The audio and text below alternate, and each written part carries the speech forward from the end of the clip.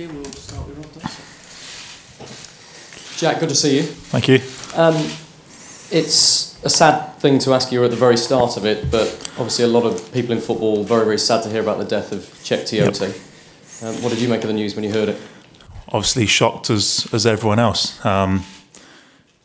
There's been a lot of bad news lately, and that was another something to add to that equation. And yeah, it's deeply saddening. And I think there was news that he was not far off expecting a newborn child, which just adds to the whole situation. You can't help but feel incredibly sad, and just hope that his family and everyone's getting support and hopefully getting through this as well as they can do.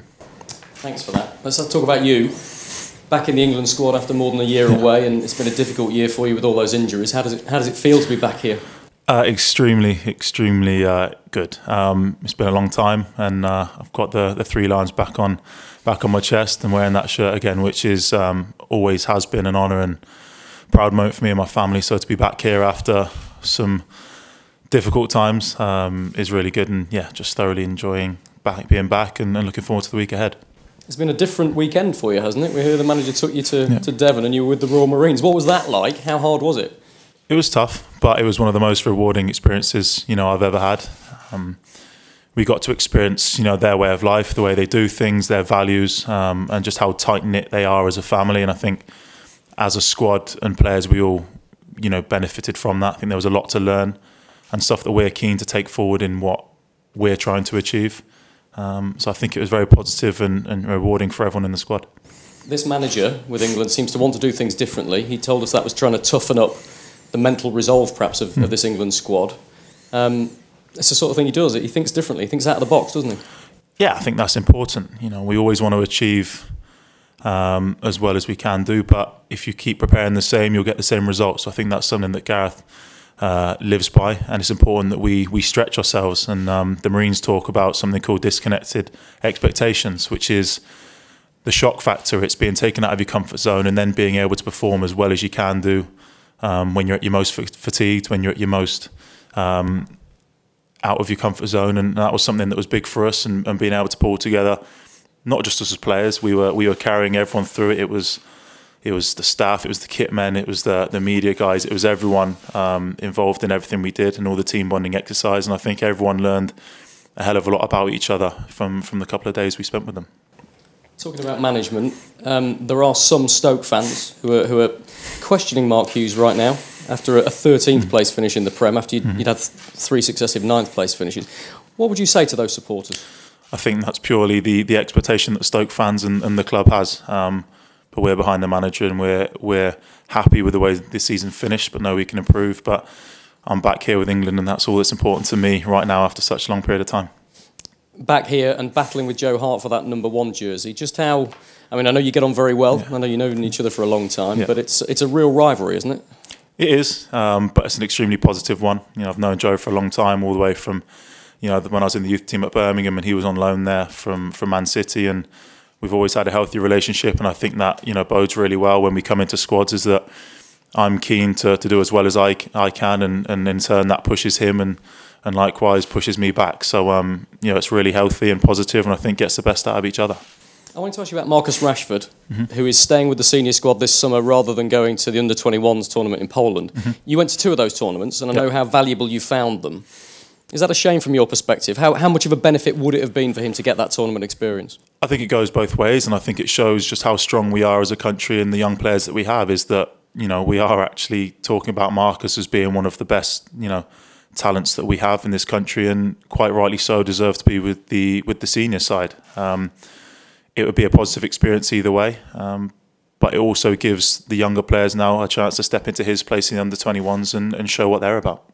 The manager's also said that he wants to avoid having one single England captain going forward. Now, look, you've been tipped as a future England captain.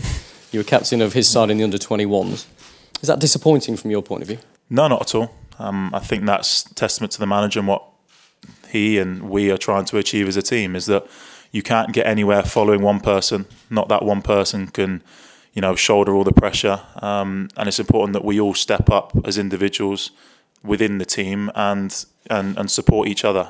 So someone will wear the armband, but we've all made it clear, and the manager's made it clear, that that's not the defining factor of this team. It's about everyone standing up, players and staff alike, and coming out of their comfort zone and doing what they need to do to make us successful. What do you expect from this game? Hampden Park, in a game like this, could be very different from Wembley when England rolled them over 3-0, couldn't it? Yeah, well, it's a rivalry. It always has been, always will be. It's a qualifier, away to Scotland at Hampden Park, and it's going to be a great occasion. For us, it's something we're really excited about, and I know that Scotland will be as well, trying to get one over and get some revenge back on us. But those are the games you want to be a part of.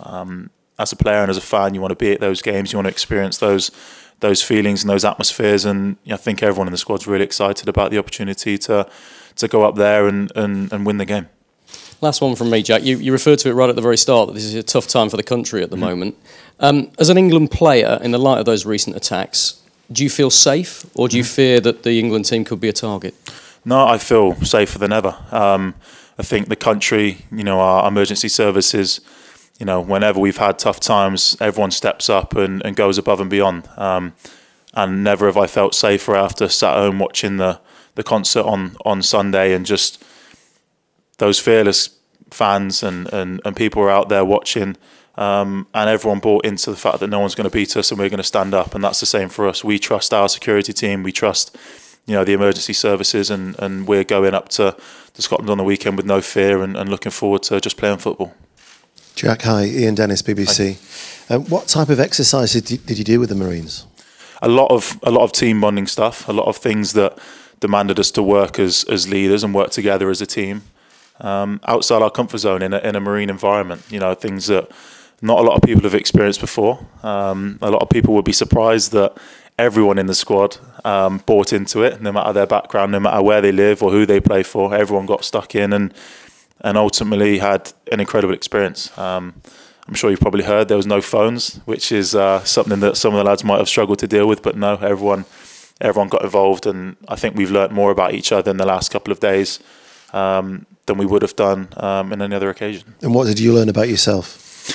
For me, I always try and be a leader, I always try and learn, but to actually try and better other people as well. It's not to try and lead the way, but knowing when there's opportunities for someone else to take the reins, or whether it be Tony, our security guy, who was wearing a GoPro kind of filming it all, and you could see he was struggling. There was times for him to lead the way, and it just, what I want to be is I want to be a part of a successful team, and that's what it felt like. So for me, it was taking all of the Marine values, what they believe in, and trying to bring that into what we're trying to achieve as an England squad. So spill the beans. Who was the best? Who was the worst? Funny enough, Tony, the security guard, won the overall reward. The Marines have an award, a dagger, that's given to the best recruit that sums up the commando spirit. And I think as a team, we all bought into that, and it just shows what we are as a group. It's not about the players; it's about the staff and everyone behind us as well. So Tony got that award as being the most commando-like. Even at 60-odd years old, he was our leader, and thoroughly enjoyed it. From a personal point of view, you obviously had the injury against Germany. You then suffered the same problem in August, and you had a setback in December. Yep. And you speak to people behind the scenes at Stoke City, and they say that your attitude and your work ethic are two of your best attributes. What was the one thing that drove you on during those dark times?